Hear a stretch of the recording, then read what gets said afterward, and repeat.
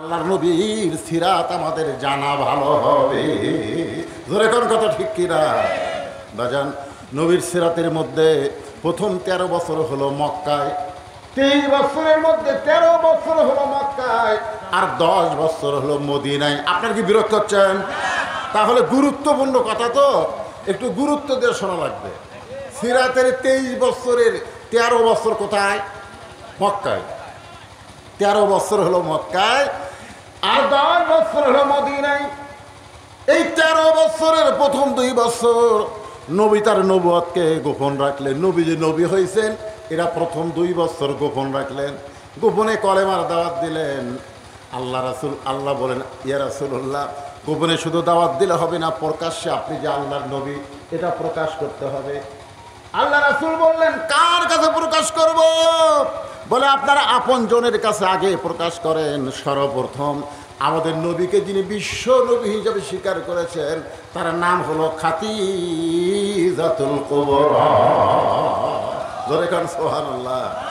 আল্লাহ রাসূল বলেন, আমার মতন সৌভাগ্যবান কেউ নাই যে আমি স্বামী আমাকে নবী স্বীকার করা। এটা কিন্তু সবার জন্য সহজ হলেও বইয়ের জন্য কিন্তু সহজ না। বউ সর্বপ্রথম আমাদের নবীকে নবী বলে স্বীকার করেছে নবীর বউ। জোরেকনকে এদের আজকে প্রায় 40 বছর হলে 40 বছর হলে আমি ওয়াজ করতেছি, এখন পর্যন্ত আমার বউ আমাকে হুজুরই কয় না।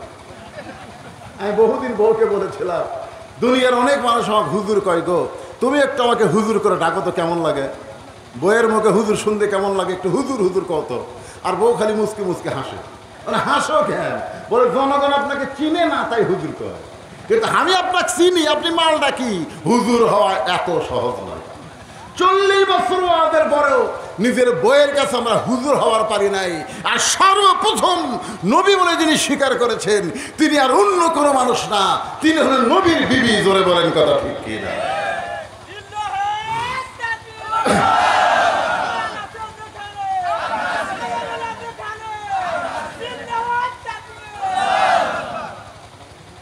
আল্লাহর বান্দারা খেয়াল করেন, তার মানে নবী ভিতরেও যেমন বাহিরেও তেমন। আল্লাহ এই কারণেই বললেন, লাকাদ কানা লাকুম ফি রাসূলিল্লাহি উসওয়াতুন হাসানা। যদি তোমরা সফলতা অর্জন করতে চাও তাহলে দুনিয়ার পাঁচশো নেতার আদর্শকে তোমরা বাদ দিয়ে মুহাম্মদ রাসূলকে তোমাদের আদর্শ হিসাবে গ্রহণ করে নাও। সুবহানাল্লাহ বললেন না? আপনারা কি মনে করতেছেন যে সমস্ত কর্মী নেতাগর থুয়া প্রধানমন্ত্রী বাংলাদেশ থেকে ভারতত চলে গেছে? আমাকে নবী হাসরের ময়দানে আল্লাহ যখন আমাকে ধরে ধরে জাহান্নামত দিবে তখন নবী পলে যাবি? কি মনে হয়? আল্লাহ রাসূল বলেছেন, আল্লাহ আমার সমস্ত উম্মতের যত পাপ আছে সব পাপ আমাকে দাও, আমার সমস্ত উম্মতকে মাফ করে তুমি জান্নাত দাও। আমার সমস্ত উম্মত জান্নাতে যাবে, আমি রাসূল খুশি হব। আমি ততক্ষণ জান্নাতে ঢুকবো না যতক্ষণ আমার উম্মতেরা জান্নাতি না হবে। আল্লাহুম্মা সাল্লি আলা মুহাম্মদ, আল্লাহুম্মা সাইয়্যিদিনা মুহাম্মদ। যেরকম সুবহানাল্লাহ। ভাইজান, এমন একজন নবী আমরা পাইছি যে নবীর ভিতরেও যেমন বাহিরেও তেমন। মা খাদিজা সর্বোত্তম নবী হিসাবে স্বীকার করলেন। আব্বা আব্বা করে ডাকে ফাতেমা, তাই মনে হয় নবী বলে স্বীকার করেনি? আপনাদের কি মনে হয়? আমি সিরাতের আলোচনা করতেছি। মা খাদিজা ঈমান গ্রহণ করলেন। পুরুষের মধ্যে সর্বোত্তম ঈমান গ্রহণ করলেন আবু বকর, আর ছোট বাচ্চাদের মধ্যে সর্বোত্তম ঈমান গ্রহণ করলেন হযরত আলী। মেয়েদের মধ্যে সর্বোত্তম যিনি ঈমান গ্রহণ করছে তার নাম কি? খাদিজাতুল কুবরা। জোরে কান, তার নাম কি? আর পুরুষদের মধ্যে যিনি সর্বোত্তম ঈমান গ্রহণ করছে তার নাম হলো আবু বকর বয়স্ক, আর ছোট বাচ্চার মধ্যে যে ঈমান গ্রহণ করছে তার নাম হলো হযরত আলী। একটু খেয়াল করবেন, নিজের পরিধির মধ্যে কলেমার দাওয়াত দিলেন, আপনজনেরা গ্রহণ করলেন, আবার অনেকের কাছেই কলেমার দাওয়াত দিলেন, তারা গ্রহণ করল না। এরপরে আল্লাহর নবী প্রকাশ্যে কলেমার দাওয়াত দেওয়া যখন শুরু করলেন তখন নির্যাতন শুরু হয়ে গেল। এমনকি যারা ঈমান গ্রহণ করেছে তাদের মধ্যে অনেকে গরিব ছিল। এই গরিবের মধ্যে ছিল একটা মহিলা, তার নাম হলো সুমায়া, একটা পুরুষ, তার নাম হলো ইয়াসার। ওই সুমায়া আর ইয়াসারের একটা সন্তান ছিল, তার নাম হলো আম্মার। এই তিনজনকে ঈমান গ্রহণ করার অপরাধে এত নির্যাতন করেছে, মাকে হত্যা করেছে, বাবাকে হত্যা করেছে, ছেলের সামনে, যে ছেলের সামনে সুমায়াকে হত্যা করেছে, বাবা ইয়াসারকে হত্যা করেছে। আবু জেহেল বলতেছে, আম্মার একটা বার বল আল্লাহ নবী মানি না, আল্লাহ নবী মানি না। তোর মাকে হত্যা করা হয়েছে, তোর বাবাকে হত্যা করা হয়েছে, কিন্তু আমরা তোকে হত্যা না করে ছেড়ে দিব। আম্মার চিৎকার করে বলে, রে মক্কার কাফেররা শোনো, নবীর সোনার চেহারা কেউ যখন দেখে, নবীর কলেমা গ্রহণ করে, তার পক্ষে জীবন দেওয়া সহজ হবে, কিন্তু ঈমান ত্যাগ করা বড় কঠিন হবে। 13 বছরে কলেমার দাওয়াত দিতে দিতে মাত্র 320 জন, কয়জন? 320 জন 13 বছরে। তার মধ্যে 17 জনকে কাফেররা পিটাই মারিছে। তার 13 বছর আবাদ করা ফসল কি? 320 জন, 17 জনকে হত্যা করছে, আর থাকলো কয়জন? 303 জন। এই 303 জন নিয়ে 13 বছরের জীবন শেষ। আল্লাহ হুকুম করলেন, হুজুর আর মক্কা থাকা যাবে না, আপনি মদিনাত হিজরত করেন। মদিনাত কি করেন?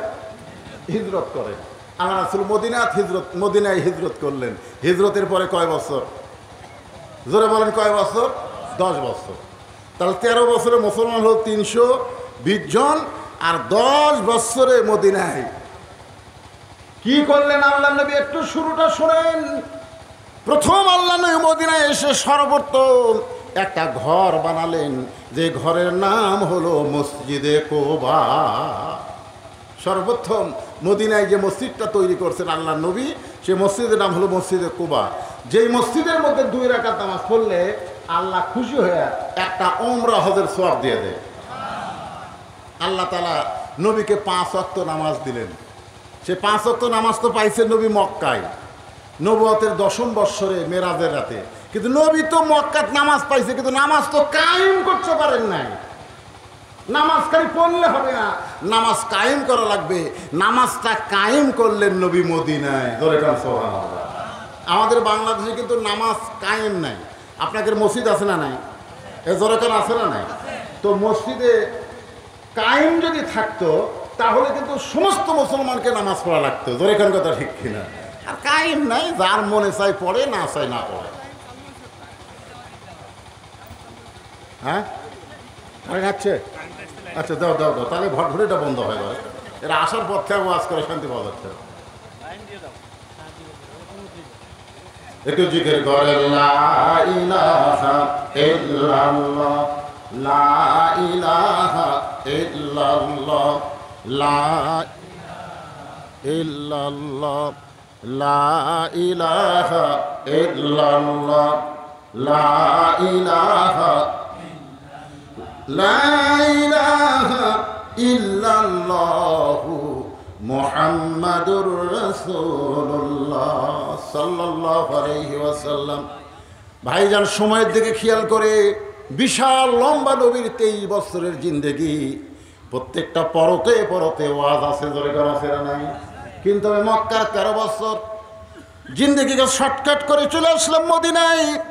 কারণ বাংলার মুসলমান এতদিন মক্কার ইসলামকে গ্রহণ করেছে, মদিনার ইসলামকে গ্রহণ করতে পারে নাই।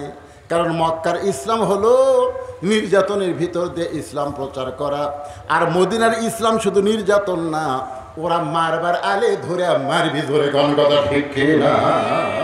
খুব খেয়াল করবেন। এজন্য মদিনা একটা সময় বেশি নিয়ে আপনাদেরকে বোঝানোর জন্যে আমি আলোচনা করতেছি। প্রথম এসে আল্লাহ রাসূল একটা ঘর বানালেন, মসজিদ।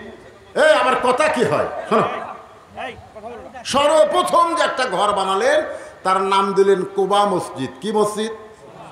এই যে কয়েকদিন আগে গেছিলাম আমি, ওই মসজিদে 2 রাকাত নামাজ পড়লাম। পড়লেই একটা উমরা হজের সওয়াব আল্লাহ দান করে। ওই মসজিদের জায়গা ছিল 2 এতিম সন্তানের। আল্লাহ রাসূল বললেন, এই জায়গাটা আমার খুব পছন্দ, এই জায়গাটা কার? তো মদিনার লোকেরা বলল, হুজুর এই জায়গাটা আপনি পছন্দ করলেন, কত জায়গা আছে, না এই জায়গা আমার পছন্দ। এই জায়গার মালিককে বলে, মালিক তো দুনিয়া থেকে বিদায় নিছে, এখন বাপ মরে যাওয়ার পরে দুই সন্তান এতিম, তারা এই জায়গার মালিক হয়েছে। আল্লাহ রাসূল বললেন দুই সন্তানকে ডাক দাও। দুই সন্তানকে নবীর কাছে নিয়ে আসা হলো। নবীও এতিম, ওই দুই সন্তানও এতিম। আল্লাহ রাসূল দুইটা এতিমের মাথায় হাত দিয়ে বললেন, এতিমের মাথায় হাত দিয়ে বললেন, এই জায়গার মালিক নাকি তোমরা? নবী যখন এতিম দুইটা বাচ্চার মাথায় হাত দিয়েছে, হাত দেওয়ার সাথে সাথেই তারা আলাদা জগতে চলে গেছে।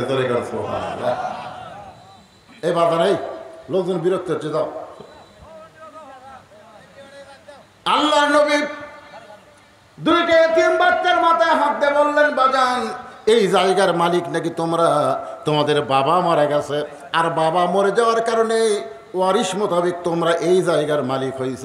এই জায়গাটা আমার পছন্দ। এই জায়গার বিনিময়ে তোমরা দুই বাচ্চা কি চাও? দুই এতিম বাচ্চা নবীর চেহারার দিকে তাকায় বলে, ও গো আল্লাহর নবী, আপনার মহব্বতের হাতের পরত যখন আমাদের এতিমের মাথায় লাগছে, দুনিয়ার সব চাইতে বড় উপহার আমরা পেয়ে গেছি। সব চাইতে বড় বিনিময় আমরা পেয়ে গেছি। রাসূল বললেন, বাজান তোমরা যদি আর কিছু চাও তাহলে আমি নবী তোমাদেরকে দিবার চাই। এতিম বাচ্চা নবীর মুখের দিকে তাকায় বললেন, এই জায়গাতে আপনি কি নির্মাণ করবেন?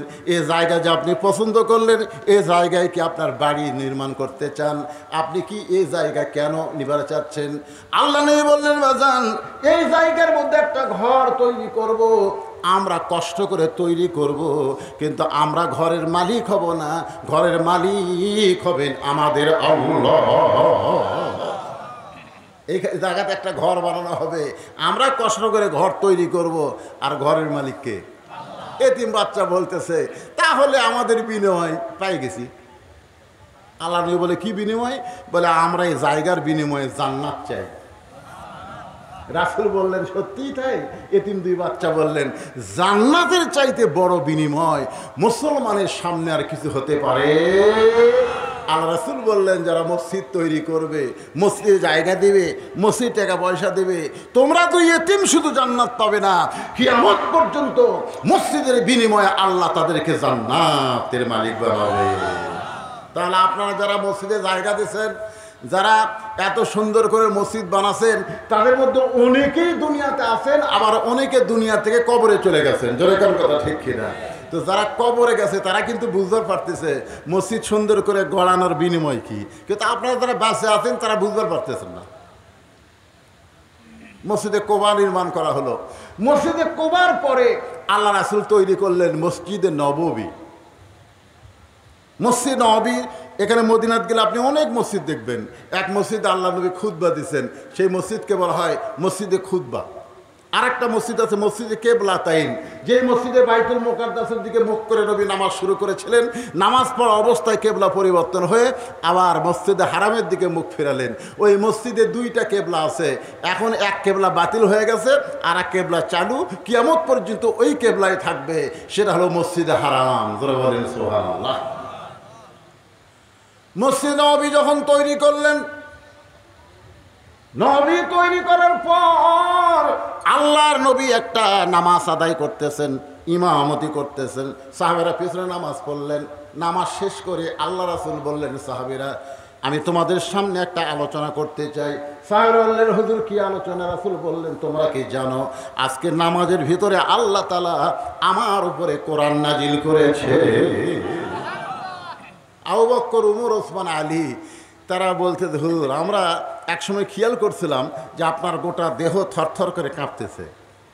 আল্লাহ রাসূল বললেন, ওই সময় কোরআনের একটা আয়াত আল্লাহ আমার ওপর নাজিল করছে, আমি সে আয়াতখানা তোমাদের সামনে বলবো, তোমরা কি শুনবার চাও? সাহাবীরা বলে, হুজুর আপনি কোন কি? আল্লাহ আয়াত নাজিল করছে, সেটা আমরা শুনবো না, আপনি যা বলবেন আমরা তাই শুনবো। ধরে করেন সুবহানাল্লাহ। আপনারা বলেন তো, আল্লাহ নবী যে কথাগুলো বলেছেন, এ কথা করে কি নবীর বাপ দাদার কথা কথা?